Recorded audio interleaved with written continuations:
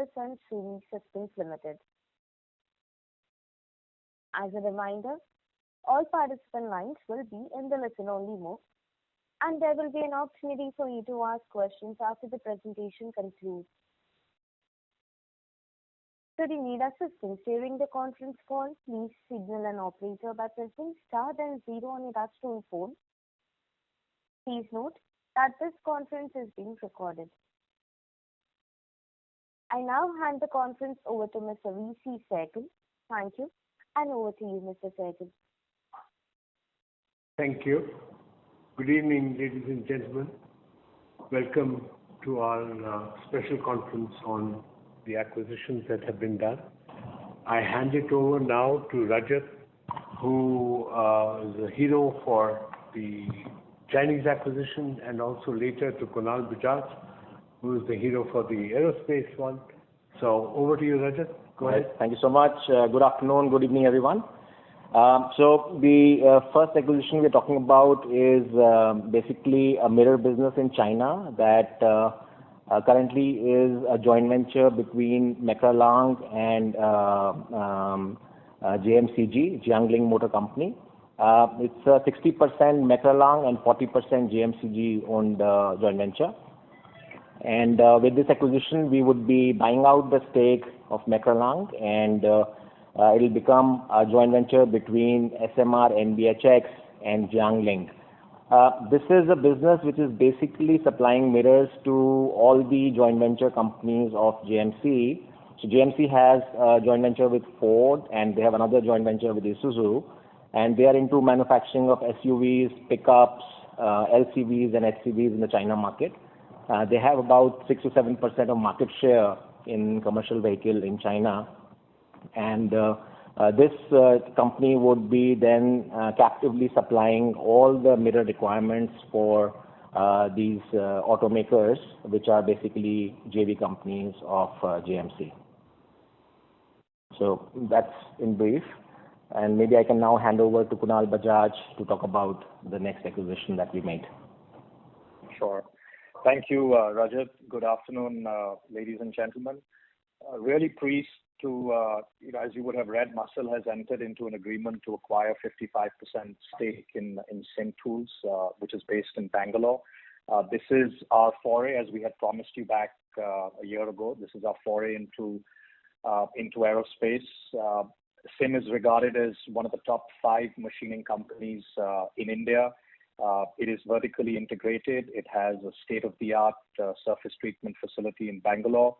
Also has a joint venture with one of the leading machining and sheet metal companies called Lawak. It's been present for the last 25 years, started from very humble beginnings. Today is a major producer of detail parts, machine parts for aircraft doors, wings, tails, and fuselage. 3 state-of-the-art facilities in the Bangalore region. Has an order book of about 200 million over the next 5 years, and works with the 2 primes in aerospace, as well with a number of OEMs and tier ones. Thank you. Thanks, Kunal. We are open for question and answers, so please go ahead. Thank you. Thank you very much. We will now begin the question and answer session. Anyone who wishes to ask a question may press star and 1 on the touchtone telephone. If you wish to remove yourself from the question queue, you may press star and 2. Participants are requested to use handsets while asking a question. Ladies and gentlemen, we will wait for a moment while the question queue assembles.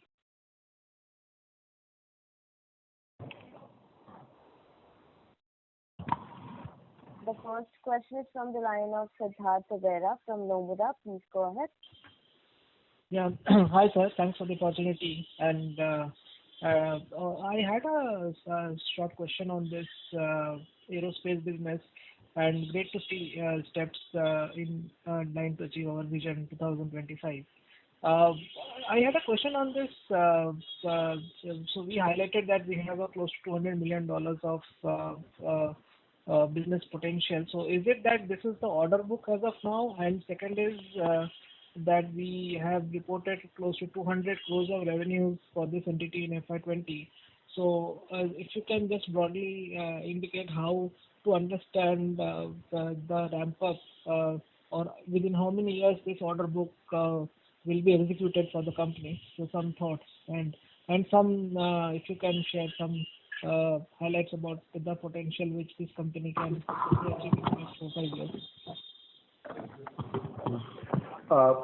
Hello.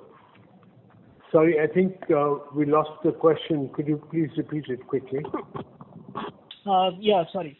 So I was saying that this company has 15 billion plus of booked business potential. So does this mean this is the order book? And second is because it reported revenues of 200 crores in FY20, how to think about the execution of this order book? Does it mean every year 1/5 of this will be booked as revenues, or how to think about the revenue ramp up of this entity over the next, say, 4-5 years? Kunal, can you answer that? Yeah, sure. Siddharth, hi. You're right. The potential of the order book is 200 million plus. Now, a lot of this, over 80% of this is firm. The order book is firm, and it's backed by long-term agreements anywhere between 4 and 8 years, depending on the agreement. On top of that, there are a lot of RFQs that SimTools has received in the recent past, which some we have already responded to, some we are in the process of responding to. We see an uptick to this revenue. Of course, will come as we start executing the order book. The idea of Motherson coming into the capital structure of Sim is to accelerate the execution of the orders. We are seeing a big uptick in the manufacturing and the bill rates that have been given to us by Airbus and Boeing. I mean, these are publicly mentioned by Airbus and Boeing, and that is resulting in a much bigger order book. So all eyes on focus on execution and making sure we convert this into revenue as quickly as possible. Does that answer your question? Yeah, to some extent, yeah.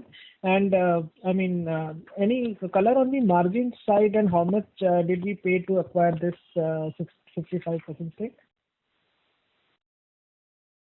Kunal Malani, maybe you could take that.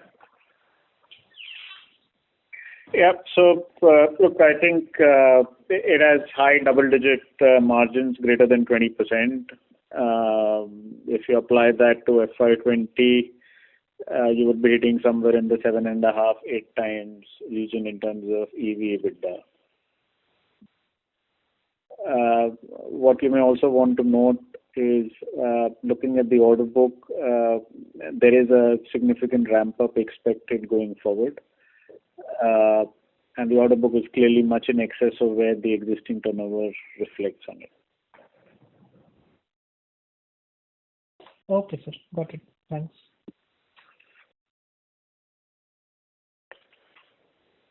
Thank you. Reminder to the participants, to ask a question, you may press star and 1 now.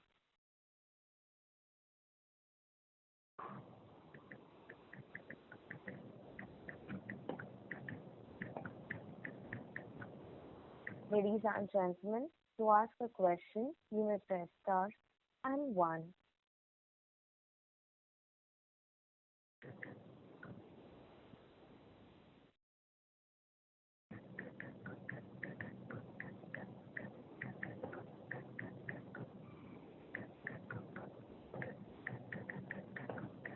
Participants who wishes to ask a question, may press star and 1.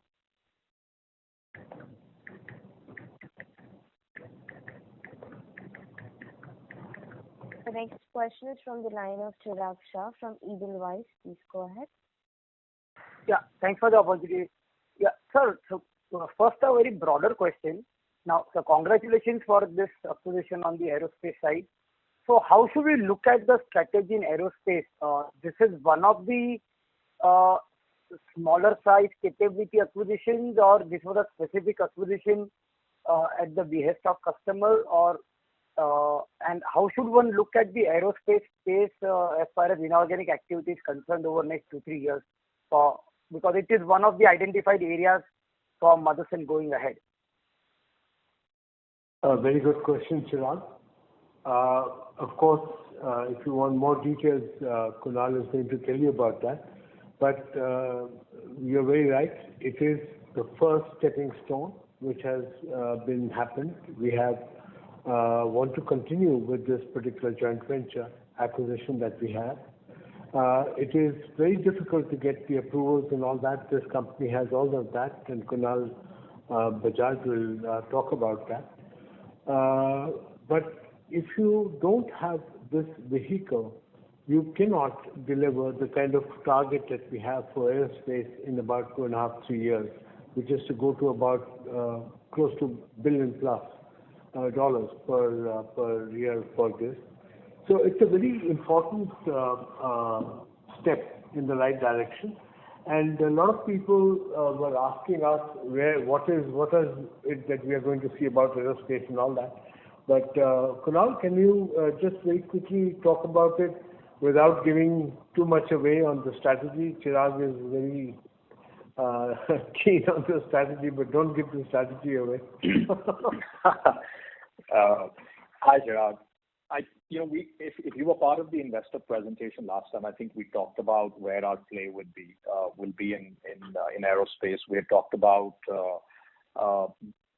about detailed parts as an area where we want to play and aerostructure. So I'll stop there. This acquisition fits very well into that strategy. It actually gives us a head start, as Chairman had just said. It's got 60 plus qualifications and certifications. These are prerequisites to work in aerospace, and the barriers to entry in aerospace are very high. With this, we are able to come in very quickly and help scale this business, which is what we want to do. So the idea is to create a strong foundation, which Sim Tools gives us. And of course, we are looking at other organic and inorganic ways to build on top of this. There are other stuff that we're doing organically in plastics, in thermoplastics, which plays to the strength of Motherson. And then, of course, inorganically, we're looking to create more synergies around Sim Tools. Yeah, thank you very much. Second, and Chirag, okay, go ahead.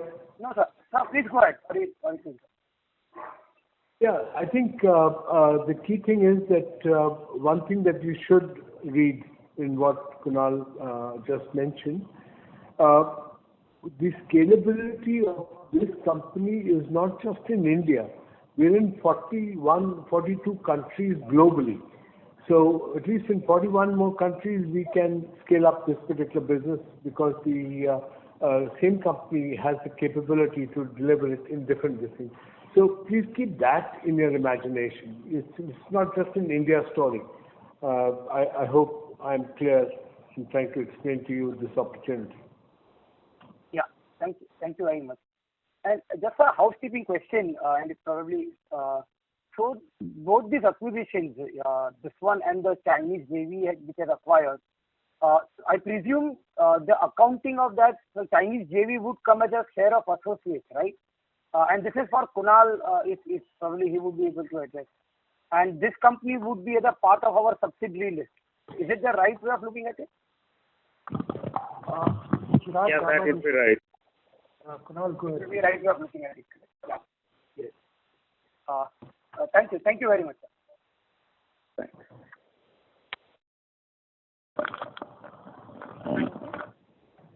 A reminder to the participants to ask a question, you may press star and 1.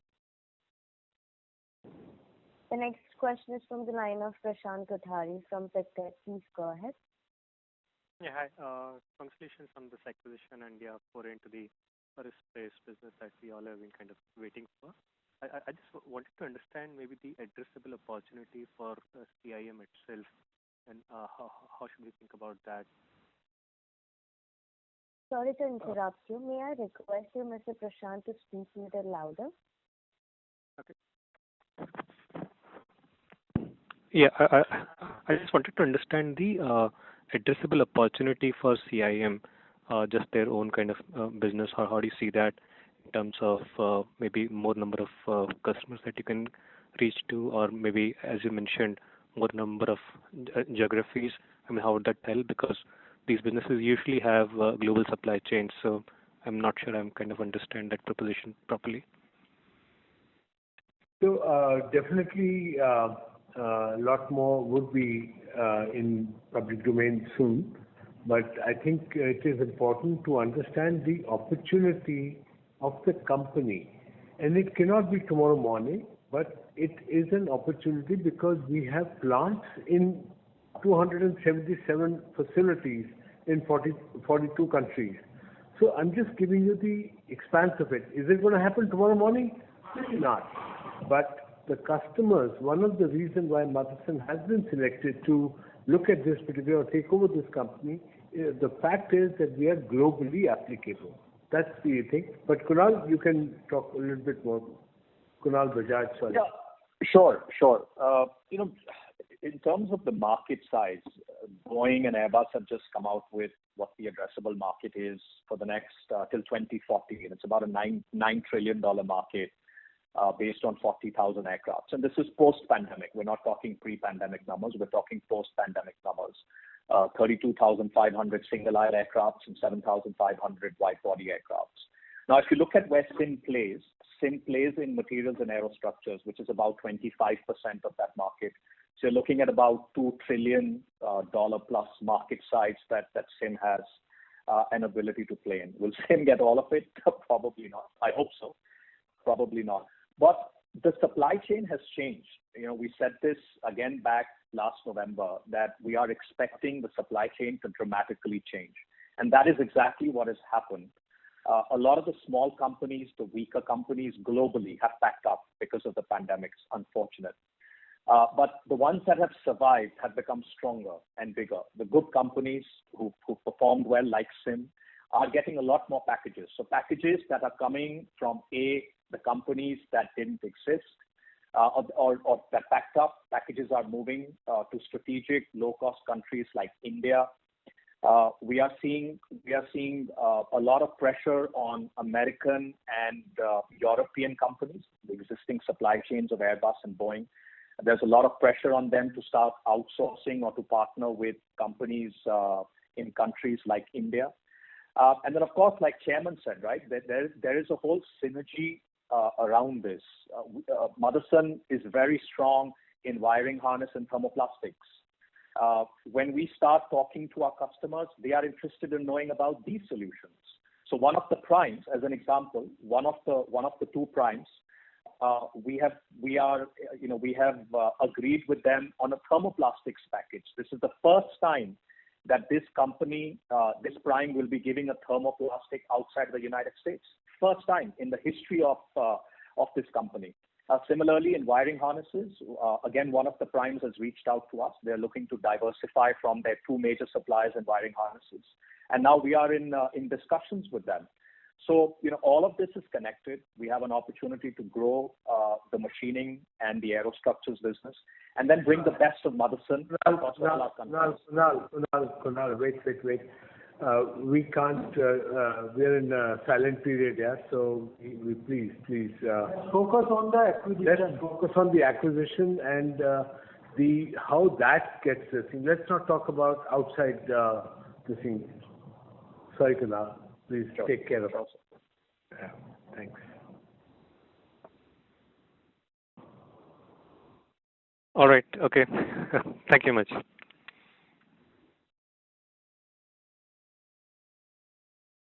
Thank you. Ladies and gentlemen, to ask a question, you may press star and 1.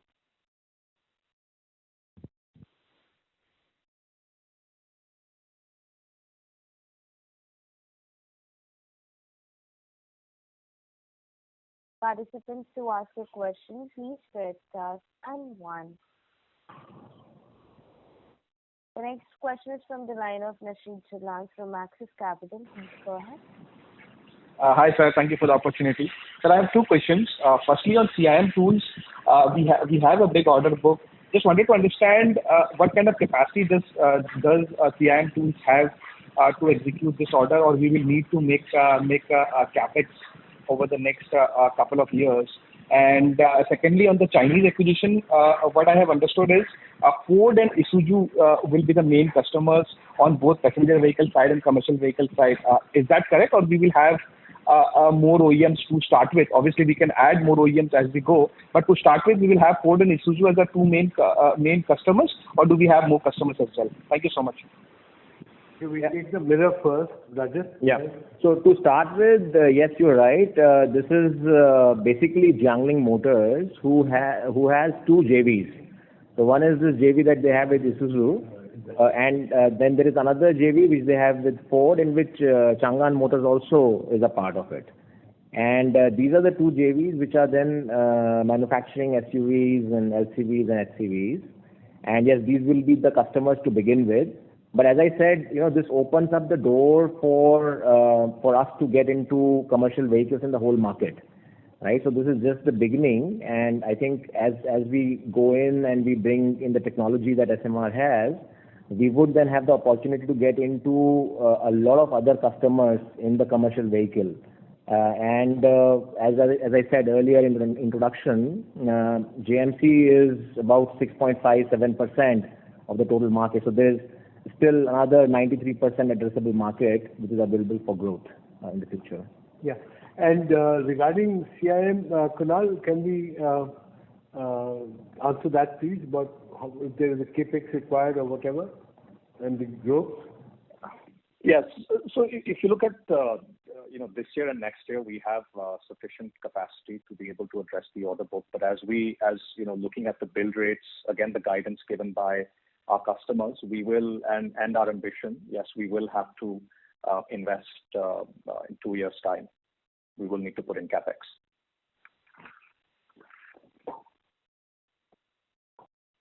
I can understand that probably you will be assessing the capex requirement and all. Any rough indication as to what kind of a broad range also is just fine. Just wanted to understand what kind of asset turns are there in this business, what kind of capacity in terms of revenue potential CIM already has, and will our capex, what would be the broad range of capex we would need to incur to take up the capacity?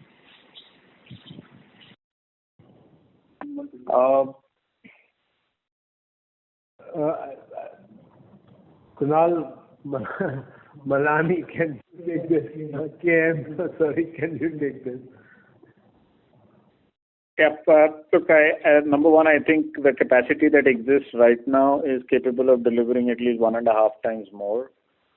So there seems to be enough headroom to begin with. Whatever additional that have to come in, mind you, this is largely a machining business, so you don't need to set up your machining outfits, but the design engineering / IT related stuff is already embedded.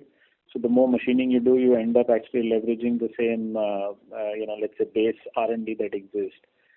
So to that extent, the expansion capex is required is much less. And if I could put a guesstimate right now, it will be low middle digits kind of capex to meet at least the existing order book that is there. And a bit from my side to help you understand, Motherson is a manufacturer of cutting tools, and I think we can definitely add to their competence by increasing the productivity, by using, we manufacture diamond and CBN and many other different things. So I don't know, I think we'll come to know as we get deeper into the company, we'll come to know. And we are absolutely positive that these particular strength also is a big strength for SIN and other parts of Motherson, which increase the productivity dramatically. Okay, thank you so much.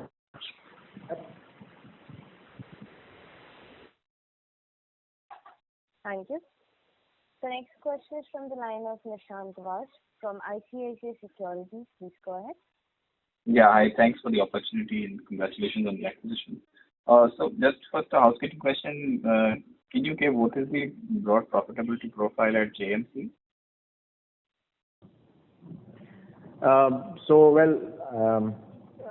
It's a positive cash flow business. That's what I can say. And then I think the synergies that we have with the rest of the SMR business and the know-how that we bring to the company, I think there are huge possibilities on improvements. There are also opportunities to vertically integrate the business more as we go in. As it stands today, they are sourcing most of their parts from outside, which is going to change as we step in. So I see a huge opportunity there to increase the profitability as we go forward. Okay. Thanks for this. The second question is on SIM tool side. So I think you briefly mentioned about the portion of vertical integration that you can do from a tool side. So can you give us a sense as to, you said that it's already doing 20% plus margin. So what kind of vertical integration does this company have on the machining side? Do they build their own machines, or they are still purchasing it from some external vendors in Germany or Japan? Something on that side in terms of where it is on the capability side, because it also says that it's a 25-year-old and a long history of relationships. So I'm sure they will have some meaningful share of business with its existing customers. So just trying to understand where the vertical integration level is and where you can push it forward. A great question, but you must take into account that we are at this moment in the process of understanding where the synergies lie and things like that. But I'm sure Kunal Bajaj is going to give you some inputs on that. Just remember that the capability of over 270 plus facilities of Motherson will become extra huge advantage to CIN. So we make our own machines, we make our own even the raw material supply. I mean, you name it, we do it ourselves. Cutting tools, I told you, we are already doing it ourselves. So a lot of things are happening, and I'm sure it's going to get better and better. But Kunal, would you want to give a little bit of thing to them, but be careful about... I'll stick to the assets, sir. Yeah. I'll stick to the asset. Yeah. So, in terms of vertical integration, as you may or may not know, there are a lot of processes that machine part has to go through in aerospace, and they're very stringent processes. So, first of all, a lot of the machines are from Japan, the Japanese machines doing aerospace work. And they're new because the facilities are new. So if you look at what they've created in FCZ, which is a few years ago, it's new, state of the art. The joint venture that there is with Lawak is also very recent. So again, the machines are state of the art. Vertical integration, SIM, as we had mentioned in the brief, has a subsidiary called ATPL. This is a surface treatment facility, which is very, very critical in the aerospace industry. Typically, what companies do is they machine and then they outsource the treatment. Whereas in SIM's case, the treatment is done in-house. That allows SIM to control quality. It allows SIM to do on-time delivery, and the customer really appreciates that, which is why these are approved by both the primes. This creates a lot of synergies for the asset. Now, looking at this, there is room for more vertical integration, and as we get into the asset, we will look at how we get more vertically integrated. So, Kunal, if I can just ask a follow-up question here with the primes, where, without putting directly a number, I don't know if you're comfortable sharing that, but where do you think the share of business lies in the opportunity that SIM is playing at? And do you think that can dramatically change by obviously whatever you have highlighted, both from a global footprint standpoint as well as getting into a larger business fold? Can that share of business dramatically improve across programs with the primes? I think so. That's the reason why we're doing this acquisition. We've got very positive feedback from the customer base, and they've welcomed this. So we are expecting large packages to be given to their existing supply chain. And we are sitting in a very good position to take advantage of that. So, the idea will always be to grow, right? We as Motherson are very excited to come into SIM at this part in their journey. I hope as investors you are too. Understood. Thanks a lot. All the best. Thank you. The next question is from the line of Joseph George from IIFL. Please go ahead. Hi, thank you. Am I audible? Yeah.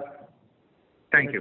So, first of all, congratulations on these acquisitions. I had a couple of questions. So, one was an extension of what Prashant had asked earlier about the size of the opportunity. Of course, gave out numbers running into trillions of dollars. That sounds good. But if you specifically look at the components that the company makes, how big is the realistic, opportunity size? Maybe go globally. You can give us some, practical guidance with respect to the industry size instead of running into trillions of dollars. George, in all humility, our target for Motherson Group is 36 billion. So definitely the trillions won't get covered in that. It'll go much more than that. But Kunal, both Kunals, if you can help George, then that would be good. But definitely, really, we're looking forward-looking, so we don't want to be there. So just please understand our situation that we are in a quiet period. But as much as Kunal, KM and KB, if you can help, great. Sure. So, George, sorry, I didn't. I was trying to paint the full potential of the market size. Of course, for us it's a subset, a much smaller subset of that. I think the important thing to note is that we are in the beginning of a growth cycle in aerospace. Again, everything is to do with build rates.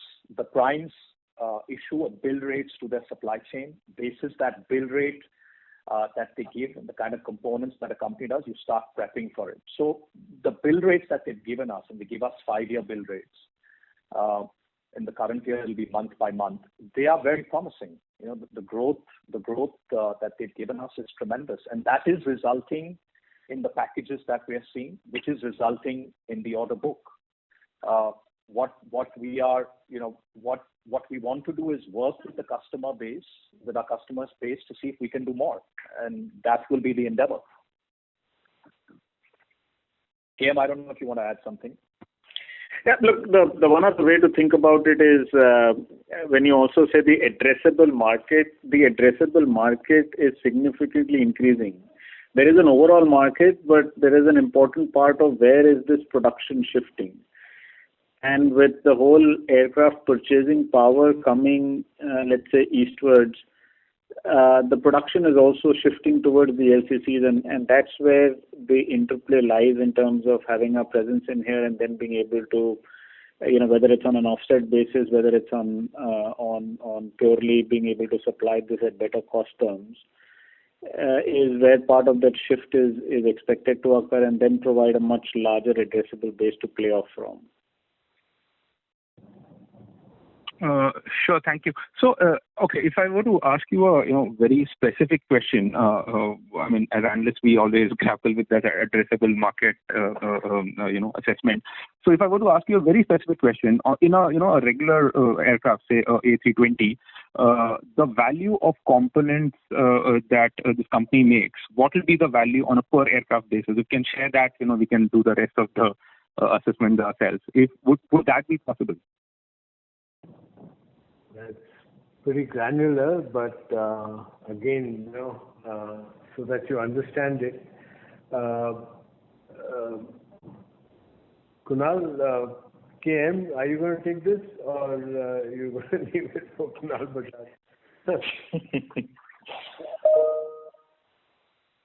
Look, I can give you a little bit of flavor around it. The reason why the addressable market is very large is because anything, for example, it does stuff on wings, doors, etc., which will all be metal products, which will all be machined. So there are certain parts of these that they are doing now, but it's not to say that they don't have the capability of doing the other parts. The other parts to some extent have not come in as what KB was mentioning earlier in terms of larger packages, etc., which is where the shift is occurring towards the LCC construct in the current, let's say, supply chain rejig that is occurring now. So that's why the addressable market is that large. From a capability, it's there to tap into. Obviously, you would appreciate that these are often critical parts, which take some time for the customers to get comfortable with, take some time for customers to feel that you can provide the same quality, etc., consistently, which is what we like about SIM. And then clearly the objective would be to try to get larger and larger packages. I don't know, KB, if you want to add? No, I think you've covered it. And I think, sure, thank you. Just take the example of what Motherson did with the automotive side of it. When we started off with a simple wire harnessing, and then today we are making over 20,000 components for the automotive industry. And so, really sky's the limit. But I think if you appreciate the level of involvement is that the customer has asked us to take over this particular thing. It has been facilitated together with the customer. So you can read into that, you can take advantage of that, just to get an imagination of where we will be. But really very difficult to quantify it at today's date. Sure, thank you, sir. So the second question that I had was with respect to how the aerospace big targets that you have with respect to revenues that fit into the 36 billion number, etc., will be structured. So the direct question there is, will a large part of the aerospace business? Oh, it's 36 billion, not 33. Motherson is very clear. It is 36 billion. It's in our annual report. Yeah. What were you asking? Yeah, sorry. So I thought I said 36. Anyways, so the question that I had was, so the non-auto piece, which includes aerospace, I think the target for that was 9 billion. And so I'm guessing that aerospace would be a big chunk out of that 9 billion. And so in that context, the growth that you're targeting in the aerospace business, which is captured in this big addressable market that you talked about, will most of that be captured through this entity, or is there an option for you to make similar products outside this entity? So in a sense, the question is, does this 55% stake restrict you from making similar products outside this entity? No. And hence No. We have cleared this thing. We are not going to stop because of this acquisition. Definitely, this and multiple other things are happening all across the world, but we are not at liberty to talk about that just now.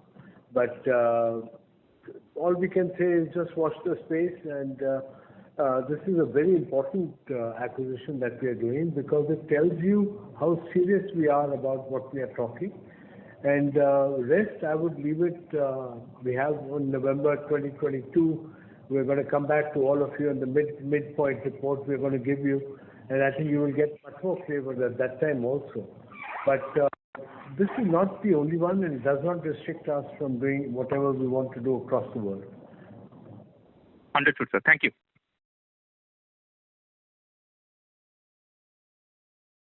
Thank you. The next question is from the line of Jinesh Gandhi from Motilal Oswal Financial Services. Please go ahead.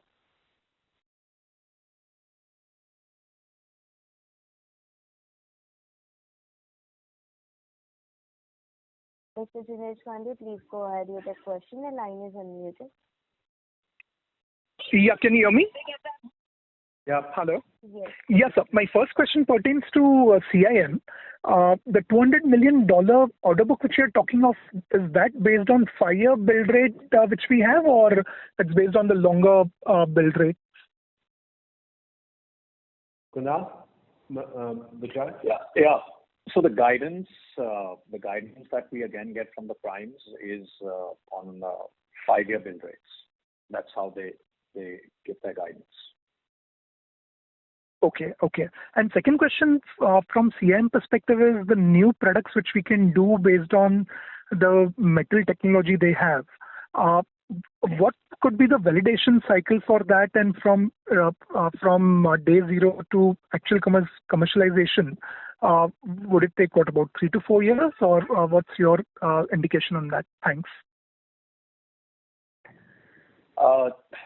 The answer is it depends on what exactly are they doing. So, the core is machining. They've got the certifications. They've got the qualifications. And they're doing a broad variety of different specialty metals. It's not just aluminum. So we don't think there are additional qualifications required. Certifications they already have, so those stay.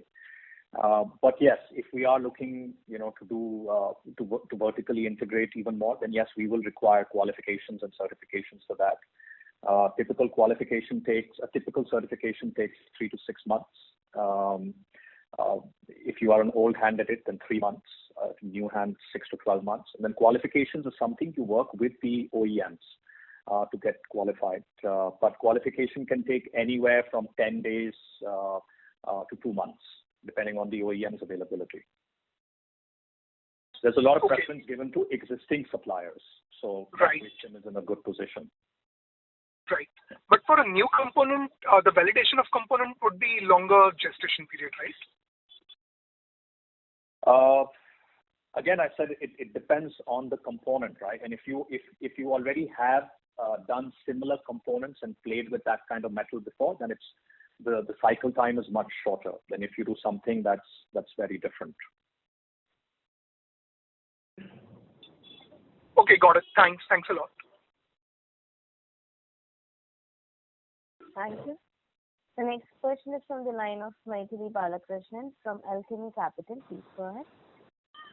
Hi. Thanks for taking my question.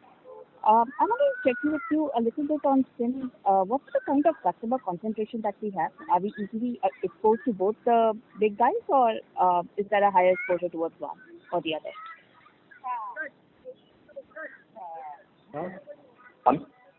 I'm sorry, there's some background noise, so I didn't catch that question very clearly. Sure, I'll try again. I was wondering what's the kind of customer concentration that we have at SIM? Do we have more exposure to one of the big guys, Airbus or Boeing, or is it equally between the two of them? Now you got it. It's about concentration of clients. I think she wants to know more about the customer spread. Sure. Hello. Yeah, but I got your question. I got it.